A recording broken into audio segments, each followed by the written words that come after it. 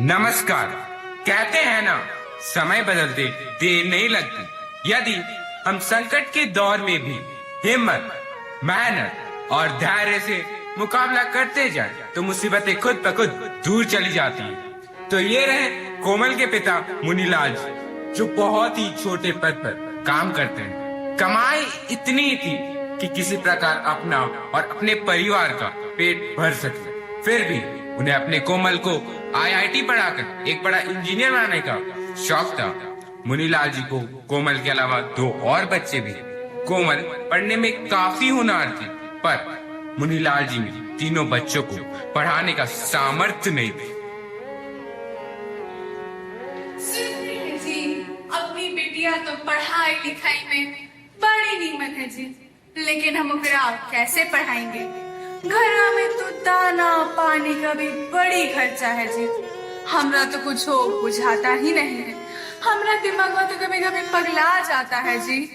हाँ हाँ, तू ठीक कहती, परंतु जिंदगी ऐसे ही चलेगी नहीं ना।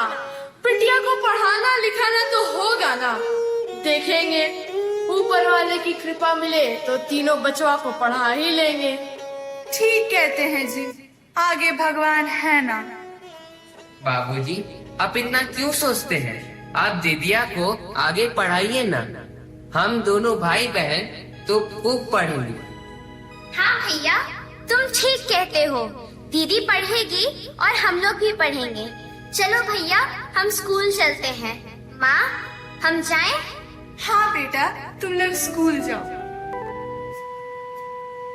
बाबूजी, हम पढ़ लिख कर एक दिन जब बड़ा आदमी बन जाएंगे तो हम लोग का सारा दुख जरूर खत्म हो जाएगा।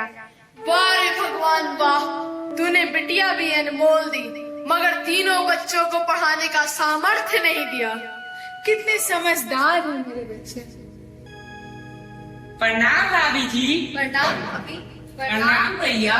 का भैया, इका सुन रहे हैं? आपको मलवा को पढ़ाने के लिए इतना चिंतित क्यों है? अरे बिटिया का ब्याह कर देंगे, ये तो एक दिन अपने ससुराल चले जाएंगे, लेकिन बिटवा को पढ़ाएंगे तो वो हमारे खानदान का नाम रोशन करेगा। ए जी, ये का बोल रहे हैं? कोमलवा ही तो है घर में जो पढ़ने में इतनी निमन है। आप क्या चाहते हैं कि वो भी हमारी तरह चूल्हा चौकी करे? ना ना, हम तो कोमलवा को पढ़ाएंगे और बढ़न आदमी बनाएंगे। हम नहीं चाहते कि वो भी हमारी तरह झाड़ू पोछा कपड़ा और बर्तन करे। का भाभी, आप कुछ काहे नहीं बोलते? ठीक कहती हो गोदावरी, तेरा बात सुनकर अच्छा लगा। बिटिया को पढ़ाएंगे तो एक दिन वो समाज के लिए जरूर एक मिसाल बनेगी। ठीक कह रहे भाभी जी। वो हम सोच रहे थे कि वो जो आपका तनी मनी गहनवा है ना, ओकरा के बेच दीजिए और बिटिया को पढ़ा दीजिए। और क्या काज है, ठीक नहीं कह रहे का? तू ठीक कहती है गोदावरी, तू अपन कहना बेचेगी का? ए भैया, जो बाबूजी वाला जमीनवा है ना, उसको बेचेगा मत, वही एगो संपत्ति है। बस करो, अब केहू के कोई चिंता नहीं करना है। बिटिया को तो हम पढ़ाई करेंगे, चाहे जैसे भी हो। मेरा इरादा पक्का है। बाबूजी, चाचा जी, आप लोग क्या सोच रहे हैं? सोनू, बोल बाबू। बाबूजी क्या बतिया रहे थे? कुछ नहीं दीदी, हम लोग चाहते हैं कि तुम पढ़ लिख कर एक बड़ा आदमी बन जाओ। समय बीतता गया। कुछ वर्षों बाद कोमल 10वीं की बोर्ड परीक्षा में अव्वल आती है, और फिर 2 वर्ष बाद वह फिर से 12वीं की बोर्ड परीक्षा में अव्वल आती है और जिला टॉपर भी बनकर दिखाती है। प्रणाम मुनीलाल जी। प्रणाम मास्टरनी साहिबा। बहुत बहुत मुबारक हो, आपकी बिटिया तो जिले स्तर पर टॉप की है। एक दिन आपकी किस्मत का सितारा जरूर चमकेगा, विश्वास रखिए। एगो बात पूछना था मास्टरनी साहिबा, तनी बताइए कि आईआईटी के पढ़ाई में कितना खर्चा होगा? यह बात तो आपने सही पूछा, इसमें काफी खर्च पड़ेगा। ठीक है मुनीलाल जी, अब हम चलते हैं। अब कैसे घर चलेगा? बिटिया का पढ़ाई भी अब माथा पर आ गया है। दूधू को बचवा भी पढ़ने वाला। और इतना बड़ा परिवार का खर्चा भी। तब तक कोमल का आईआईटी में प्रवेश के लिए चयन पत्र में नाम आ जाता है। उसे चौथी श्रेणी में जगह मिल जाती है। मोहल्ले वाले बधाइयां देने आते हैं। चाची थी सबका मुंह मीठा कराती। प्रणाम भैया, प्रणाम भाभी। भाभी जी, सुने हैं कि कोमलवा का बड़ी नीमन रिजल्ट आया है, तनिक बुलाइए उसको। जी रुकिए। कोमल, बेटा कोमल, जरा इधर आना। देखो अंकल आंटी आए हैं, इन्हें प्रणाम करो। प्रणाम चाची जी। खुश रहो बेटा। प्रणाम चाचा जी। खुश रहो बिटिया। कोमल, तुम्हारा तो बड़ा अच्छा रिजल्ट आया है। अब पढ़ लिख कर तुम तो और बड़ा अधिकारी बनोगी।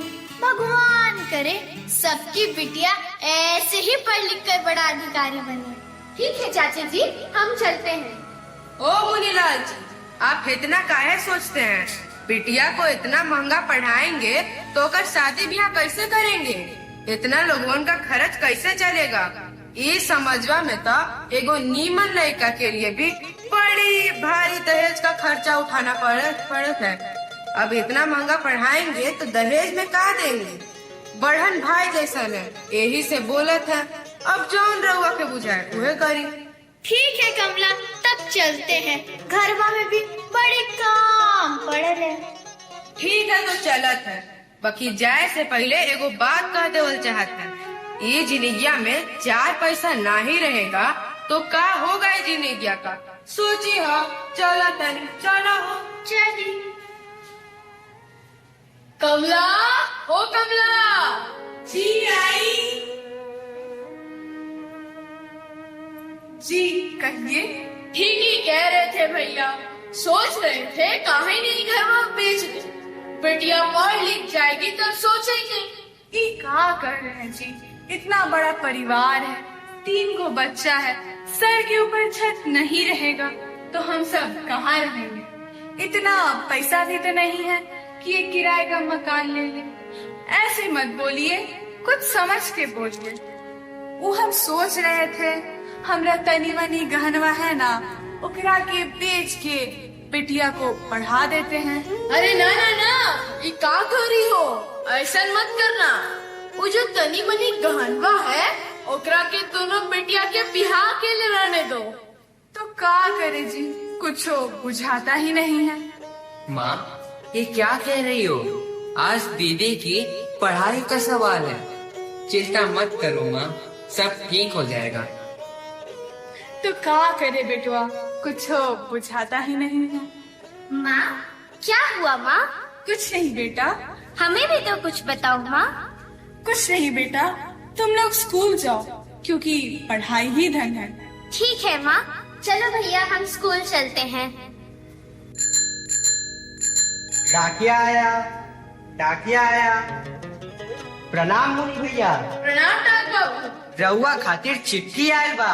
लागा था कौनो खुशखबरी बाई में। खुशखबरी?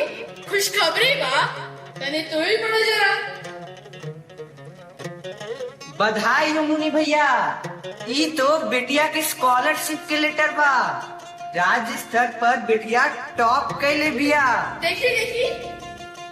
चली चली पैसा निकाली, अब मिठाई खाई के। 50 रुपया। तनी बढ़न नोट निकाली मुनि भैया, बिटिया टॉप कैले बिया। 2000। 2000 के नोट तो सरकार कहिए बंद कर दे बिया। तनी छोटे नोट निकाली मुनि भैया। 500।